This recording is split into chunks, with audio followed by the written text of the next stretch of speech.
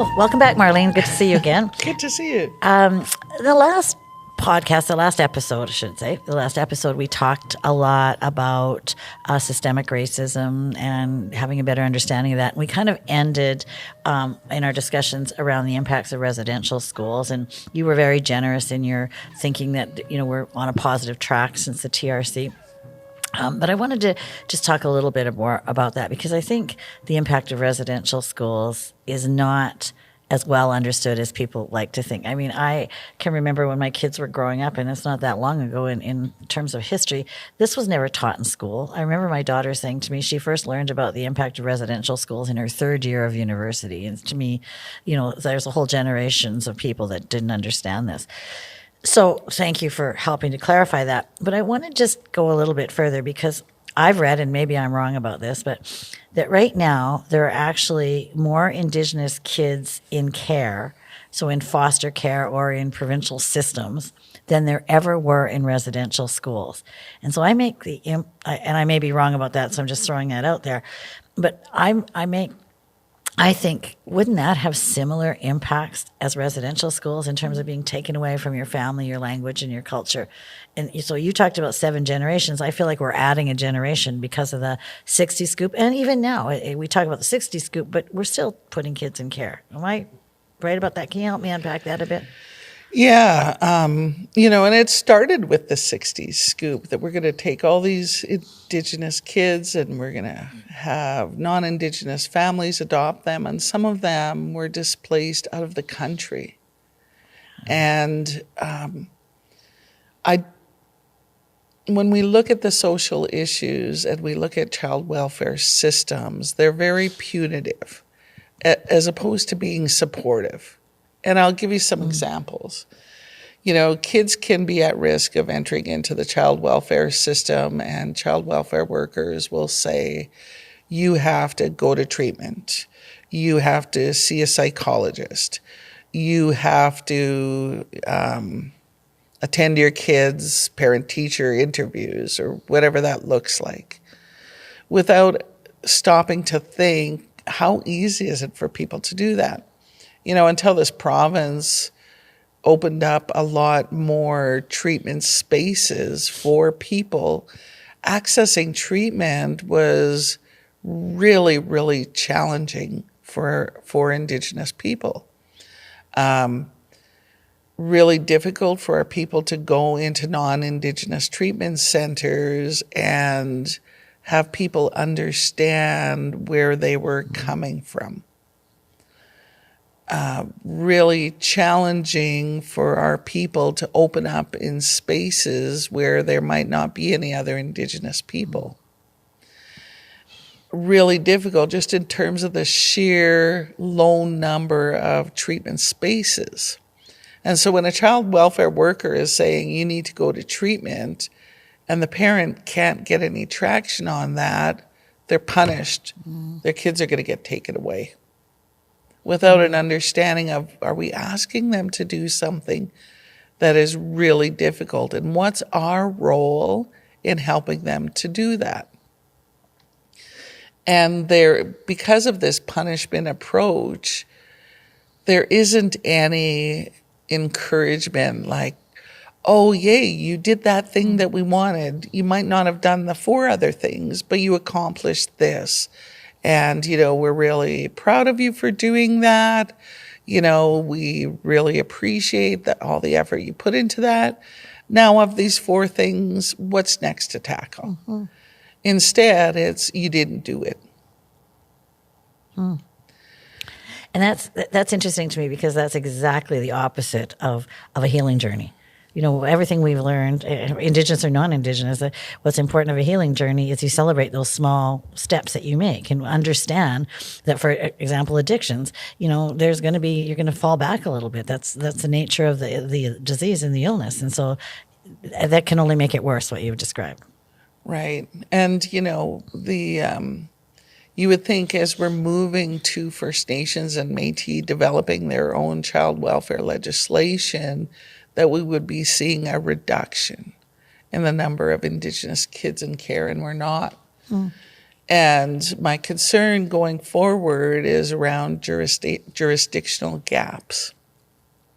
So if, First Nation A has their own child welfare legislation, how does that interact with maybe kids from the nation who are in another province?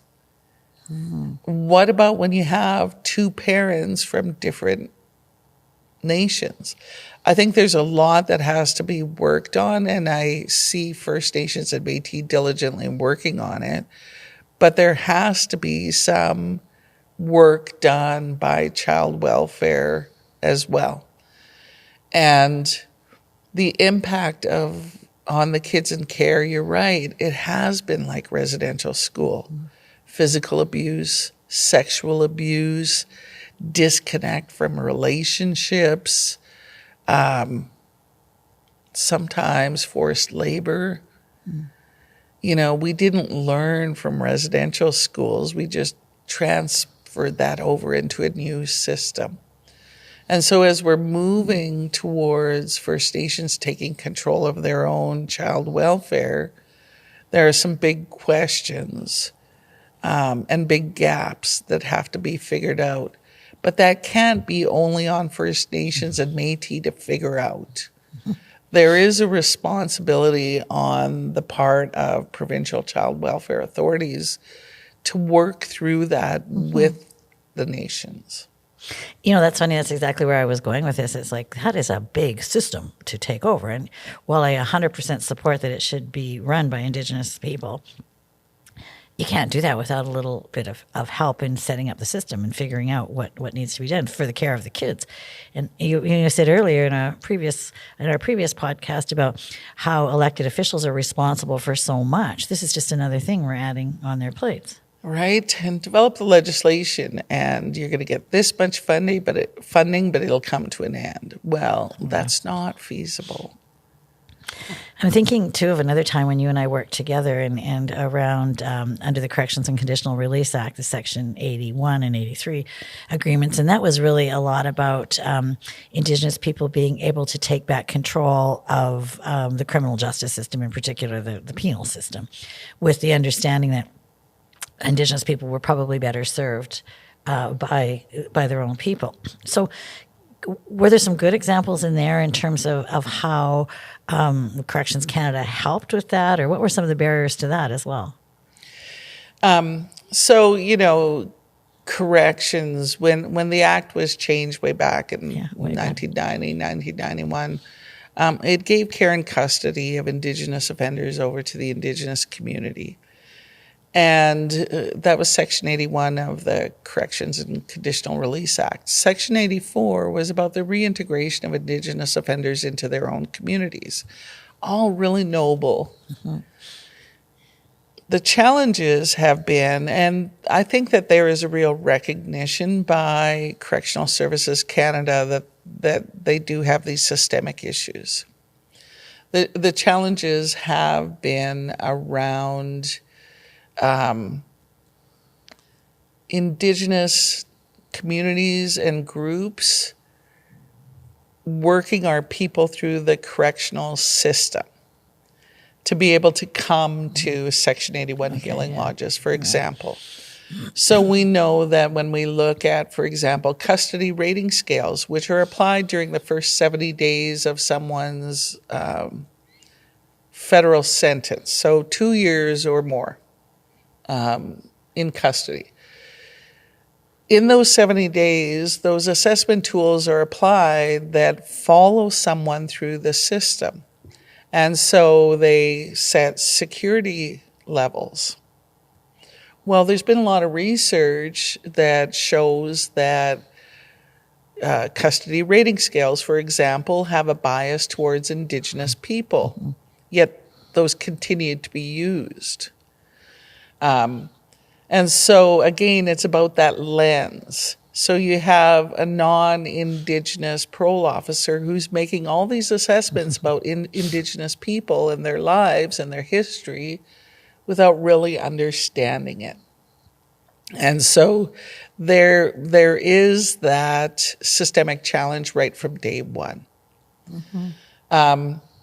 Over the years, Section 81 healing lodges have really been supported by corrections and the work they do, and they try not to interfere in how we run things. But there's still that interface where those systemic challenges lie. And when we look at Section 84, that was about returning people to First Nations. And it turned out to be used as placing people in urban settings. Well, they're going to go back to their communities. How do we want them to go back? Do we want them to go back with a connection to their communities and an understanding of the impact that their crime has had on their communities and with the support of their communities and their healing? Or are we just going to say, well, they're going to get released to Edmonton and they're going to end up back in your community anyway, and it's your problem? And understanding that our approach to reintegration is different from corrections. We know that corrections, whether it's, provincially across the country or with CSC, that, they don't have the understanding to do the proper case preparation for people to be released in a supportive way. And so sometimes housing, for example, is left till the last minute, and people are released to situations where they don't have homes. Well, that's a recipe for committing another crime and entering back into the system, where the healing lodges, we would never do that. We understand the relationship between housing and recidivism. And so we're going to do our best, even if we don't actually supervise people, if they're just in our healing lodge supervised by CSC, we're going to help them with that casework to make sure none of our people get released into a situation where they're homeless. And the other piece was, it was a really good intention to ensure people could go back to their communities, to their reserves, whatever that might be. But there were never any resources given to those communities, and yet a lot of demand. So if someone was released on a parole, for example, they were required to take mental health or substance abuse or never associate with anybody who'd have come in conflict with the law, but go back to that situation where those resources don't exist. Exactly. And it's the challenge that I hear from First Nations across the province. Sometimes they don't even know people are being returned, and, because of privacy issues that maybe corrections can't let them know. Other times they're aware of it, but they're saying, we don't have the resources to support them. And there was this idea, well, they're your people, you take them back, without understanding that First Nations traditionally have been funded for their population on reserve. They weren't given resources to work with people off reserve. Yeah. Some of that changed slightly with COVID, and we see a little bit more of that happening. And without, people understanding, why did they leave their community to begin with? We know First Nations are really challenged around housing, that not enough resourcing has been put over the years into housing, and that not enough resources have been put into maintenance and repairs in housing. We know that there's overcrowding conditions. We know that the economic opportunities and the employment opportunities don't exist around a lot of First Nations. So people have to leave to survive. And so understanding that, is really crucial to understanding that maybe there's an obligation to provide resources to First Nations and Métis communities to support their people to come back in a good way. And I advocate a lot for resources to be made available to nations to do in-reach into the institutions and to start working with their own people. And so, again, it's the lens. If you don't understand these issues that are facing communities, then, this blame of, well, they're your people, you need to deal with them, becomes the narrative. Yeah. So you've given us two really great examples of where there was intent to improve, whether it was through the child welfare systems, giving back control of that, or through the penal system. So those are really good examples where maybe not completely well thought out, but examples. So I wanted to kind of now shift us into the whole concept of allyship and how do we get from having good intentions, like those two things were, to actual action. Excuse me. And I guess I just ask you one question here around, in your mind, and this is actually the reason why I want to do this podcast and getting right into it here, is what's the difference in your mind between performative allyship and true allyship, which takes a lot of work in terms of relationship building? I think it's relationship. So we have people that go out and they want to advocate for Indigenous people, and they say they advocate, without actually saying, what do you want us to do? What do you want us to know? And so our elders tell us we have 2 ears and 1 mouth for a reason. And so in the building of relationships, if you listen to what our people are saying is needed. Listen to what our people are saying is the reason for the challenges. Listen to what our people are saying about what works for us. And that takes time and effort. It means building relationships with people, and relationships don't happen overnight. And so we saw after the TRC that there was a lot of movement around, well, we have to help First Nations, we have to help Métis people, we have to help Indigenous people, without stopping to say, okay, help me to understand the problem. Help me to understand what you see are solutions to the problem. And so when we talk about performative, I see it a lot around program development and design and implementation. A lot of groups want to work with Indigenous people on their social issues. A lot of groups have traditionally done that. But after the TRC, we saw this movement towards, well, we want to switch our program up, and we're going to have cultural programming, and we're going to bring in elders, and we're going to bring in knowledge keepers, and we're going to engage in ceremonies.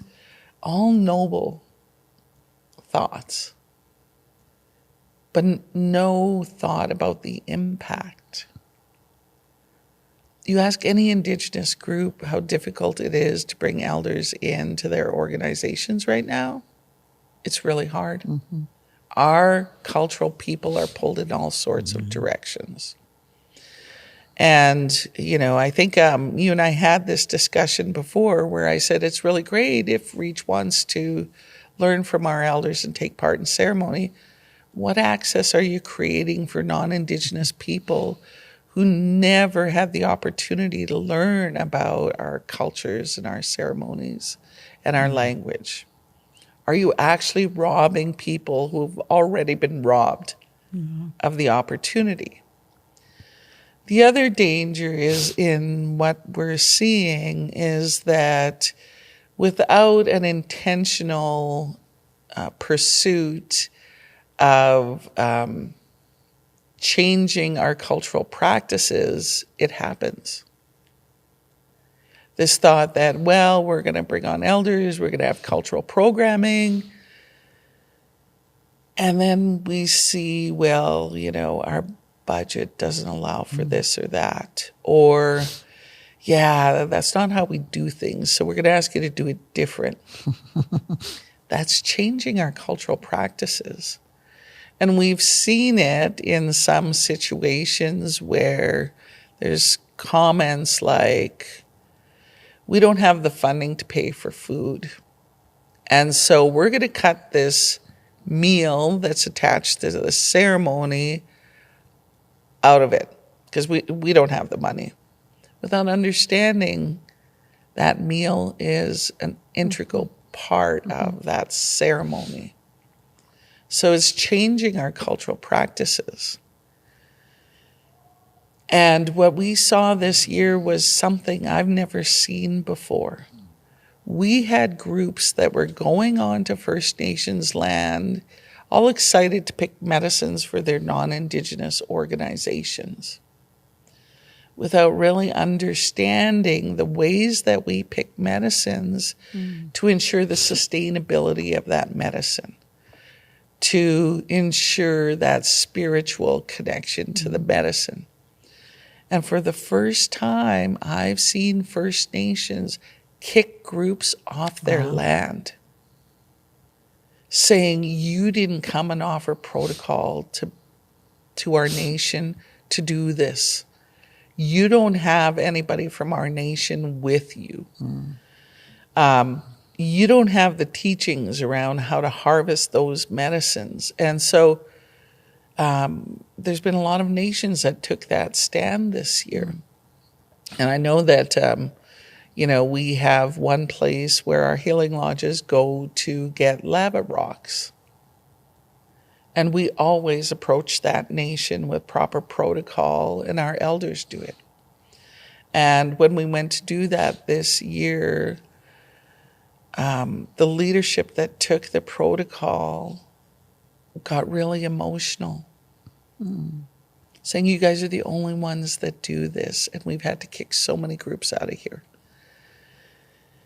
And I understand why they do that. And we're seeing where it's getting harder and harder to find certain medicines because of the way that they're harvested. That's not allyship. Yeah. That's co-opting. And so the difference between performative and real allyship is the investment in the relationship over time to learn our ways and to ask, what's the most respectful way for us to do this? Or is it okay for me to advocate for you on this issue? And so it's probably going to be really difficult for a lot of people to swallow because a lot of people consider themselves allies. But I maintain you can't declare yourself an ally, only we can. And how do we do that? Because we've developed the relationship and we know that you understand what your role is in that relationship. It's really beautifully said. And I really understand the nations who have said, just don't come onto our land and do this without the proper way to harvest. And I spoke to an elder who actually works really closely with us at Reach, who said that for the first time in his life, he went to pick some medicines and they were all gone. And for, he had never experienced that in his life, and it's probably because they were harvested inappropriately or by the wrong people. So, yeah, I mean, I love the way you say that, and I think about, we have great intention, but we don't necessarily make it come the way it should be. My back to a saying my dad used to say, maybe yours did too, that the road to hell was paved with good intentions, and I couldn't help but thinking of that when you were speaking. So I love some of the ideas that you've given us around how to be better allies, but can you just talk a little bit, and I just talk a little bit more, you mentioned that we need to ask if you would like us to advocate for you or to speak for you. We need to ask that. Don't just assume you need us to do that. Because I think, and I know I'm so guilty of this myself, that sometimes in our effort to want to help, we jump in and think we can find the solution to something when we don't even know what the problem is. And so I think we need to, not be too sensitive and be able to listen when you're telling us, hold on, I'll tell you when I need you. So could you just kind of talk to me about what are some of those boundaries? When should we just pass it back over to you? Be there when we need you or when you need us, but only when you tell us. And how do we pass it back, pass the mic, as they say? Yeah, it's really interesting. I'll give you an example. So, we work with an amazing individual who really wants to see the best for Indigenous people in this city. And he was really working hard to make sure that a group of organizations that I'm involved with has access to political leadership in the province and with Canada, that he has access to. And so he set up a series of meetings, and it was really amazing that he would think that, like, I want to help build relationships for all you folks. The first meeting we went to, it was really great. We had the opportunity with one of an elected official in this province where we were discussing issues that impacted the Indigenous community and offering suggestions. And this individual who set it up was quiet. And then the question came from the elected official, what does the Indigenous community want to do about this issue? And we were all quiet, thinking. And he piped in and he said, well, this needs to be done, and that needs to be done, and this needs to be done. And he had very good intentions. But he crossed that boundary because he can't speak for us. Mm-hmm. And his intention was good. And, sometimes we're uncomfortable to sit in silence. But with Indigenous people, you got to get comfortable doing that because sometimes we're very thoughtful, maybe not me, but especially our cultural people before they speak. And it was that. And he wanted to fill that space with what he thought we wanted.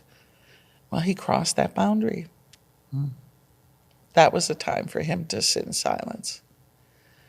And so when do you know? I guess you ask. You ask. This issue's, we're going to have a town hall about this issue.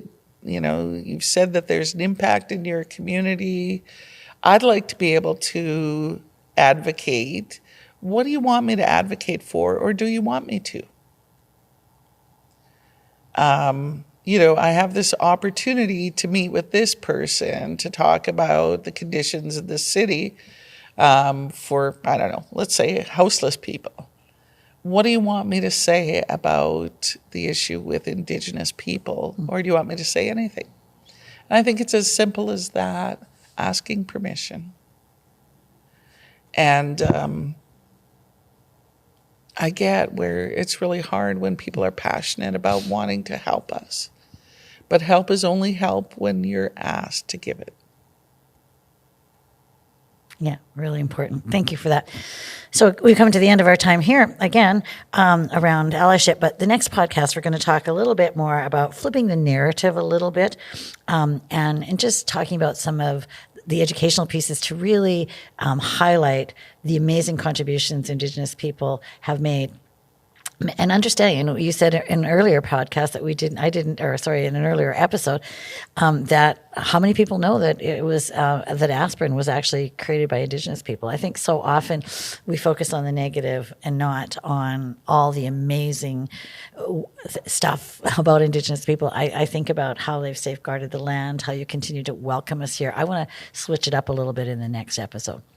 I look forward to that. And, the timeliness of this is really important because we're seeing that the contributions of Black people in America are being wiped out. Yeah. The history is being wiped out.